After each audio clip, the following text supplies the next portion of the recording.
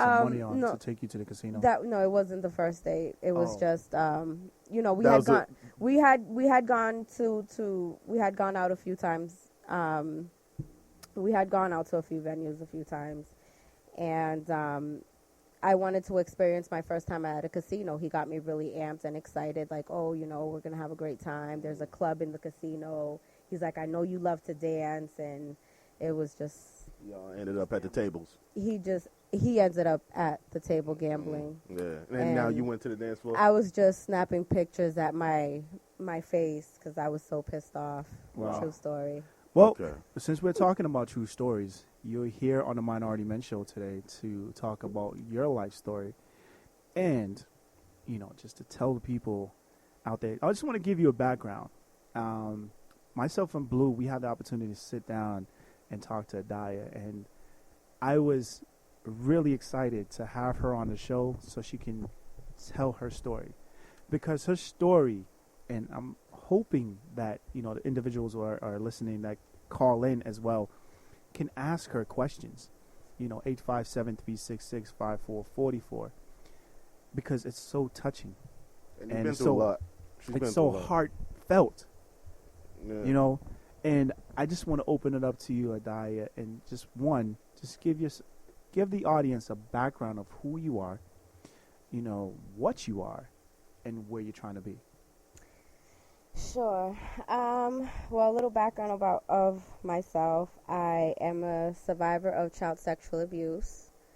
And I'm also a survivor of exploitation. I've been through a pretty thick journey, a jungle, rainforest, you name it. I've been in the pits, and I'm here due to the grace of God, and there's my family's prayers, my mother's prayers, my mother's knees. That's why I am here, and so I'm just trying to figure out where to begin. I want to say, well, my story began, my faith was tainted very young. My mother divorced at the age of 2, so on the weekends I was being sent to my father's house, my biological father, and I was 4. My biological father was also a pastor of a church, so that's where I want people to understand where my faith was tainted. Him being a pastor of a church, he would also molest, he was molesting me from the age of 4 to the age of 8 on the weekends. When you, and at any time, if I do ask a question that Yes. you feel like you're uncomfortable with answering, please let us know. When you say molesting, without going into full details, was it? There wasn't penetration, but I was exposed to everything else that came along with sexual acts and pornography as well. I'm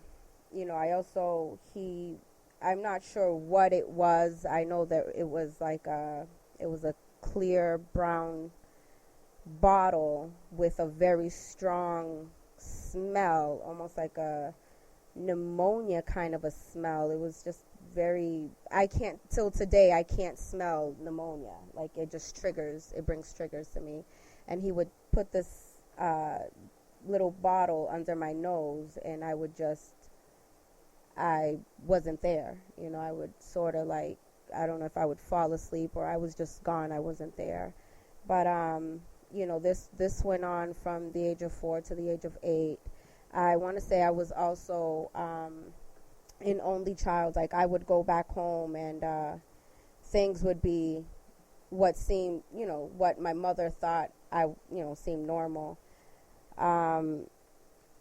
At school, I would, at school the teachers saw that I would sort of drift away and space out, where the teachers would be shaking me or calling out to me, and there would be no response. So they communicated this to my mother. So my mother, began to pay attention and be more aware. So she would take me to psychiatrists, and I remember these doctors would sit down with me and ask me questions, and I knew what was causing these effects. Like I knew. I was just fearful of saying anything because I didn't know what the outcome would be. In my young mind, my fear was, well, if I say something, I knew my mother had a bad temper. I knew my family's temper, so I knew that it was gonna be hell if I was to say something. Like I knew for a fact that my father was not gonna make it to go to prison. And in my head, I was like, well, what's gonna happen to me? Because I know if they'll probably take me away or something like that. So that was my fear, was being taken away from my family, or my family being taken away from me. I don't know the exact figures, but I know that a lot of people that suffer from child abuse, it's usually from a close relative or a friend. Mm-hmm. So it's very high. I don't know the exact figures. It is very true. And I, as a child, I didn't know that. Like I would think, like, my thoughts were, am I the only child that's going through this? Am I the only kid or the only girl that's going through this? And I remember Lifetime, watching a movie on Lifetime. I was about, I want to say probably about 8 years old. And, it was about a young girl being molested by her father. And when she came out, no one believed her. And they thought that it was out of anger or spite, because what the family said was that she was a rebellious child. And, being a rebellious child, they don't understand that part of what the things that you suffer from being abused as a child is that you rebel, you're angry. Yes, and I was, and I was very angry, and I was confused. I didn't know, and with this, this man, my father, I was going to evangelical crusades. I was, so I didn't understand. Like I saw miracles. I saw different things. Where I could say, is there a God? Or I would question it as a child, because it's like, what? At 6 years old, I locked myself in a bathroom, and I remember just putting my little fist in the air and just saying, God, if you're God, why do you allow this to happen? Why this man of God? This is supposed to be a man of God. And I didn't understand. I knew that my life served purpose at a young age. I knew what he was doing was wrong. Like, I knew that it was wrong. Did he know what he was doing was wrong? I knew what he was doing was wrong. Did he know? Yeah, did he know? I believe, I do believe he did, because there was times where he would sit me on his lap, and I would say, Daddy, you know that God doesn't like what you do to me, and God wants you to stop. This is not something that God would want you to do. And his response would be, well, am I the only one that does this to you? Does anyone else do this to you? Does your stepdad do these things to you? And I would say, no, Daddy, you're the only one that does this to me, and I don't like it, and I know that God doesn't like it. It doesn't feel right. I would tell him, so yeah, he knew.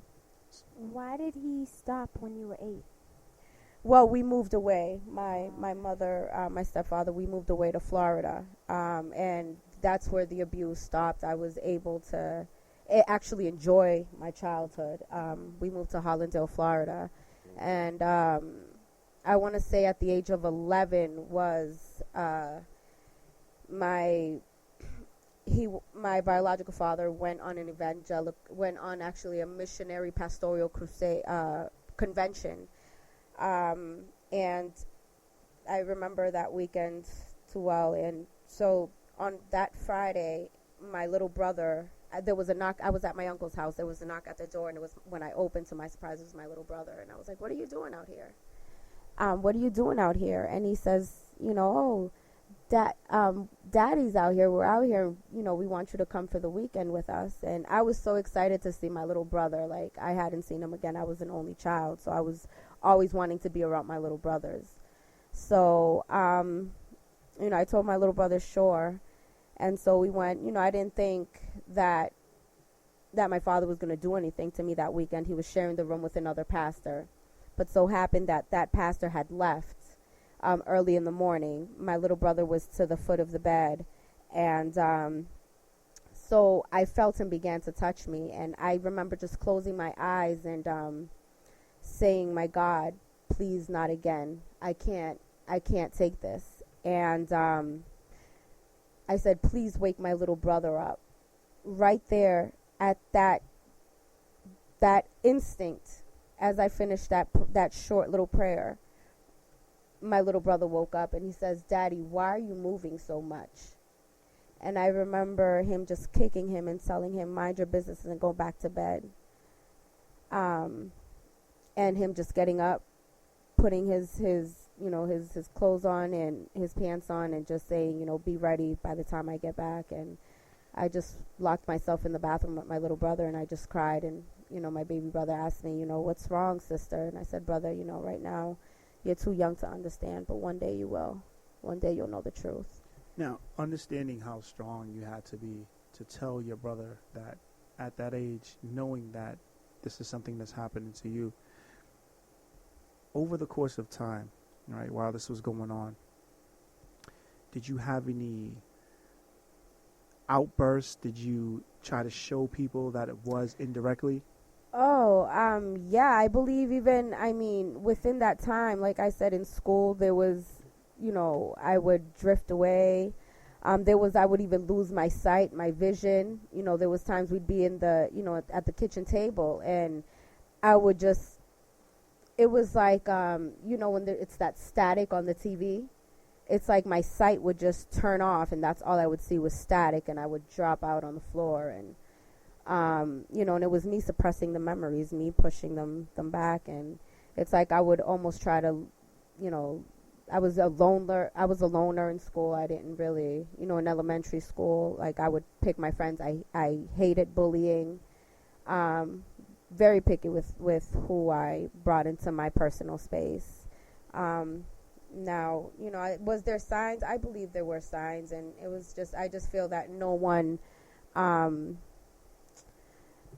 I don't know. I don't think a mother ever wants to think that anyone's, hurting their child or, especially, the father of your child, That's. Do you think he had other victims?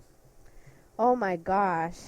You know what? I was just thinking about that a few days ago. I do wonder.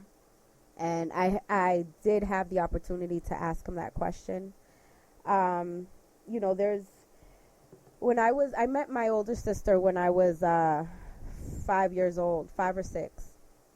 And I remember when I first met my older sister, we walked into her house and my little brother, which is identical to our father, I was walking into her room and she says, no, not him. He looks too much like that man, just you.